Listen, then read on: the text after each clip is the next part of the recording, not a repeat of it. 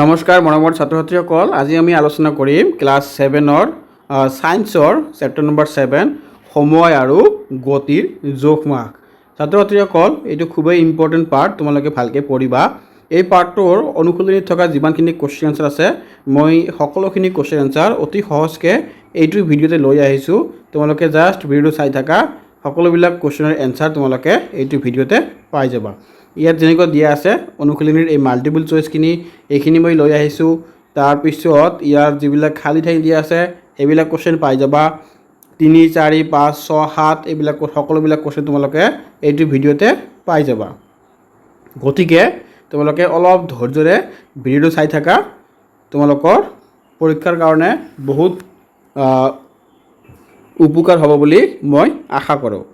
প্ৰথমত চোৱা তোমালোকে অনুশীলনীৰ কোৱেশ্চনখিনি, যেনেকুৱা কি দিয়া আছে শুদ্ধ উত্তৰৰ গ'লটো সম্পূৰ্ণকৈ পূৰ কৰা।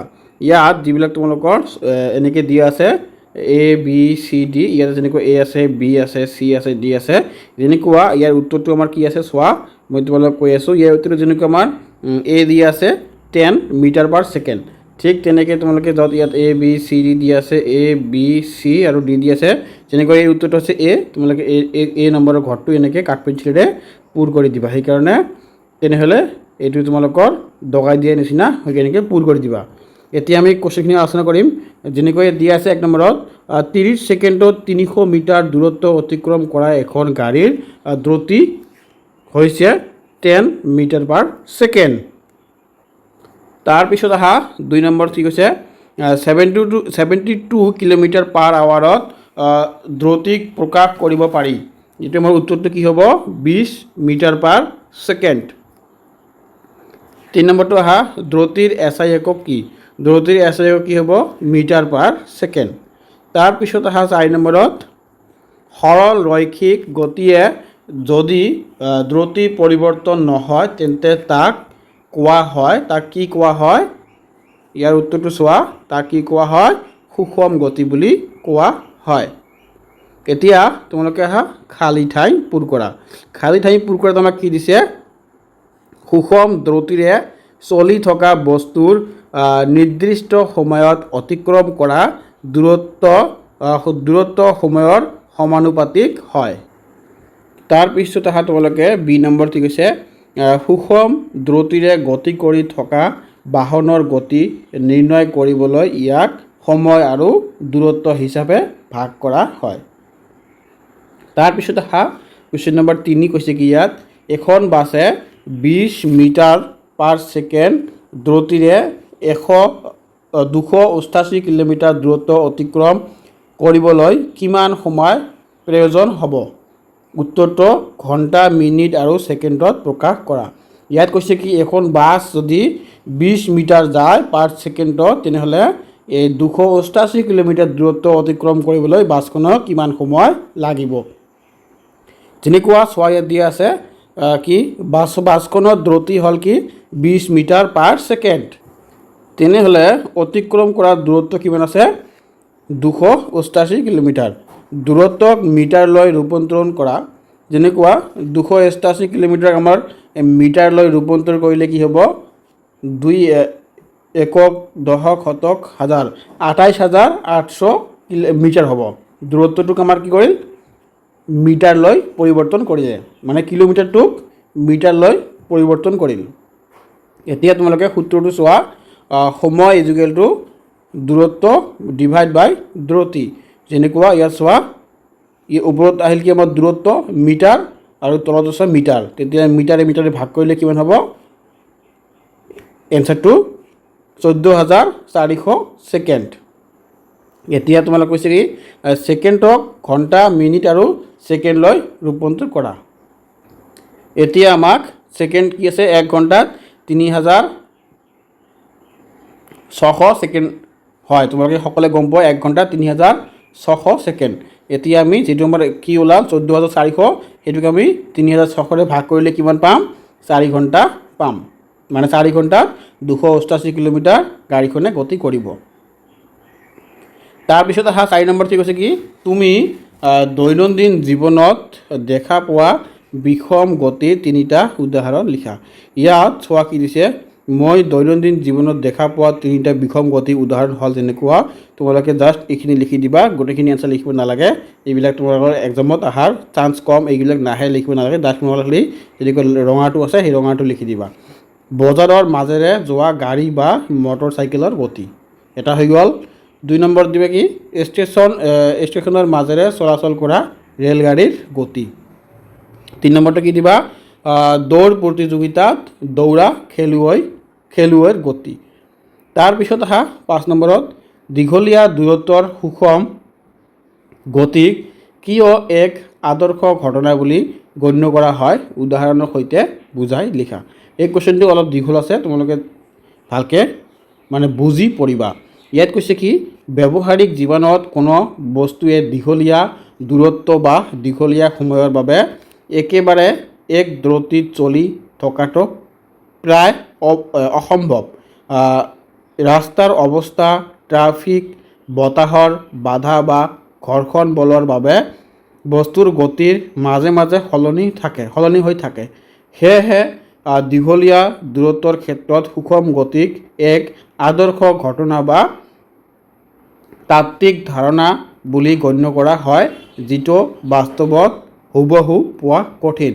তোমালোকে এইটো অলপ নিজৰ ভাষাৰে পাৰিলে বনাই লিখাৰ চেষ্টা কৰিবা। এইখিনি লৈ বুজি ল'বা, বুজি লৈ নিজৰে মগজুৰে অলপ ভাবি বেলেগকৈ লিখিব পাৰা, একো সমস্যা নাই। এজ ইট ইজ মানে হুবহু নিলিখিলেও হৈ যাব। 6 নম্বৰ কথা কি কৈছে কি 5টা প্ৰাণী বা বস্তুৰ তালিকা প্ৰস্তুত কৰা আৰু সেইবোৰৰ দ্ৰুতিক মানুহৰ গড় খোজ কৰা দ্ৰুতি আৰু দৌৰৰ দ্ৰুতিৰ সৈতে তুলনা কৰা। যেনেকুৱা ইয়াত কৈ দিছে কি গড় মানুহৰ গতি। মানুহৰ গড় খোজ কৰাৰ গতি 5 কিলোমিটাৰ প্ৰতি ঘণ্টা। মানে মানুহে 5 কিলোমিটাৰ যাব পাৰে 1 ঘণ্টাত। 1 ঘণ্টাত মানুহে 5 কিলোমিটাৰ খোজ কাঢ়িব পাৰে। ঠিক তেনেকৈ কি দিছে কি মানুহৰ গড় দৌৰাৰ গতি 10ত থাকি 12 কিলোমিটাৰ প্ৰতি ঘণ্টা। আৰু মানুহজন যদি দৌৰে তেনেহ'লে তেওঁ 1 ঘণ্টাত 10ত থাকি 12 কিলোমিটাৰ যাব পাৰিব। যেনেকুৱা ইয়াত কি হৈছে কি এনচাৰটো চোৱা প্ৰাণী বা বস্তু, ইয়াতে প্ৰাণী বা বস্তুৰ নাম আছে, ইয়াত গতি আছে, ইয়াত মানুহৰ খোজৰ সৈতে তুলনা, ইয়াত মানুহৰ দৌৰৰ সৈতে তুলনা। যেনেকুৱা শামুক কি কৈছে কি ঘণ্টাত 0.05 কিলোমিটাৰ, খোজ কাঢ়াতকৈ বহুত লেহেমীয়া, দৌৰাতকৈ বহুত লেহেমীয়া, মানুহৰ তুলনাত সি বহুত লেহেমীয়া। যেনেকৈ কুকুৰ দিছে কি 45 কিলোমিটাৰ প্ৰতি ঘণ্টাত। কুকুৰ এটাই 45 কিলোমিটাৰ যাব পাৰিব 1 ঘণ্টাত। খোজ কাঢ়াতকৈ বেছি দ্ৰুতি, মানে কুকুৰৰ দৌৰটো মানুহতকৈ বহুত বেছি, দৌৰাতকৈ বেছি দ্ৰুতি। ঠিক তেনেকৈ ইয়াত চাৰ্টটো আছে, তোমালোকে চাৰ্টটো পাৰিলে পঢ়ি ল'বা। ইয়াত যেনে ঘোঁৰাটো দি আছে 60 কিলোমিটাৰ, গাড়ী চহৰৰ গতি দিছে কি ঘণ্টাত 50 কিলোমিটাৰ। তাৰপিছত চাইকেলৰ দিয়া আছে, সেইবিলাক তোমালোকে চাই জানিলে হৈ গ'ল, এইবিলাক তোমালোকৰ মুখস্থ কৰাৰ দৰকাৰ নাই। তাৰপিছত আহা তোমালোকে 7 নম্বৰ, তলত 2টা বাক্য দিয়া হৈছে, তাৰে এটা উক্তি আৰু আনটো যুক্তি। যেনেকুৱা দিয়া আছে কি উক্তি জনবহুল চহৰৰ ৰাস্তাৰ মাজেৰে যোৱা এখন গাড়ী প্ৰায় বিষম গতিত থাকে। ইয়াত যুক্তি কি দিছে কি বিষম গতিত বস্তু এটাই সমান সময়ৰ ব্যৱধানত অসম দূৰত্ব অতিক্ৰম কৰে। তাৰপিছত আহা তলৰ বিকল্পসমূহৰ পৰা শুদ্ধ উত্তৰটো বাছি উলিওৱা। ইয়াত তেনেকুৱা 2টা কুৱেশ্যন দিয়া আছে। উক্তি আৰু যুক্তি দুয়োটা সঁচা আৰু যুক্তি হৈছে উক্তিৰ সঠিক ব্যাখ্যা। 2 নম্বৰটো কি কৈছে কি উক্তি আৰু যুক্তি দুয়োটা সঁচা, কিন্তু যুক্তি উক্তিৰ সঠিক ব্যাখ্যা নহয়। ইয়াত আমাৰ C নম্বৰ কি দি আছে উক্তি সঁচা কিন্তু যুক্তি মিছা। উক্তি মিছা কিন্তু যুক্তি সঁচা। ইয়াৰ আমাৰ সঠিক উত্তৰটো কি হ'ব উক্তি আৰু যুক্তি দুয়োটা সঁচা আৰু যুক্তি হৈছে উক্তিৰ সঠিক ব্যাখ্যা। তাৰপিছত আহা তোমালোকে 8 নম্বৰ যিকোনো এবিধ ট্ৰাক আৰু ফিল্ড ইভেণ্ট বাছনি কৰা, যেনে 100 মিটাৰ 200 মিটাৰ বা 400 মিটাৰ দৌৰ ইণ্টাৰনেট ব্যৱহাৰ কৰি একেটা ইভেণ্টৰ বাবে বৰ্তমানৰ ৰাষ্ট্ৰীয় অভিলেখ আৰু অলিম্পিক অভিলেখ বিচাৰি উলিয়াই আৰু তুলনা কৰা। ইয়াৰ উত্তৰটো চোৱা তোমালোকে কি দিছে, যেনেকৈ প্ৰতিযোগিতা দিছে কি 100 মিটাৰ, 200 মিটাৰ, 400 মিটাৰ, ৰাষ্ট্ৰীয় অভিলেখ, অলিম্পিক অভিলেখ আৰু পাৰ্থক্য তোমাক দিবলৈ কৈছে। উত্তৰত কেনেকুৱা দি আছে চোৱা, যেনেকুৱা প্ৰতিযোগিতা আছে 100 মিটাৰ, মহিলা 11.17 ছেকেণ্ড, মহিলাই 11.17 ছেকেণ্ড লাগিব, এইটো আমাৰ কি ৰাষ্ট্ৰীয় অভিলেখত। আৰু অলিম্পিক অভিলেখত কি আছে 10 + 60 ছেকেণ্ড, পাৰ্থক্য কিমান আছে আমাৰ 56 ছেকেণ্ড। তাৰপিছত আহা 200 মিটাৰত মহিলাৰ কিমান আছে 20.32 ছেকেণ্ড, আৰু অলিম্পিকত কিমান আছে 19.30 ছেকেণ্ড, আৰু ইয়াৰ পাৰ্থক্যটো কিমান আছে 1.02 ছেকেণ্ড। ঠিক এনেকৈ ইয়াত সকলোবিলাক দিয়া আছে, তোমালোকে এবাৰ চাই ল'বা। এইবিলাক এক্সামত অহাৰ চান্স কম, সেইকাৰণে মই ইমান বুজাই নিদিলোঁ, তোমালোকে জাষ্ট এবাৰ চাই ল'বা। ছাত্ৰ ছাত্ৰীসকল, মোৰ ভিডিঅ'টো এটা সামৰণি মাৰিলোঁ। তোমালোকক যদি ভিডিঅ'টো ভাল লাগিছে চেনেলটো ছাবস্ক্ৰাইব কৰি ৰাখিবা, আৰু তেনেহ'লে এনেকুৱা ধৰণৰ ভিডিঅ' তোমালোকে পাই থাকিবা, আৰু বেলেগ ছাবজেক্টৰ ভিডিঅ' একেটা চেনেলতে পাই যাবা। চ' আজি মই ইয়াতে সামৰণি মাৰিলোঁ, তোমালোকে ভালকৈ পঢ়িবা।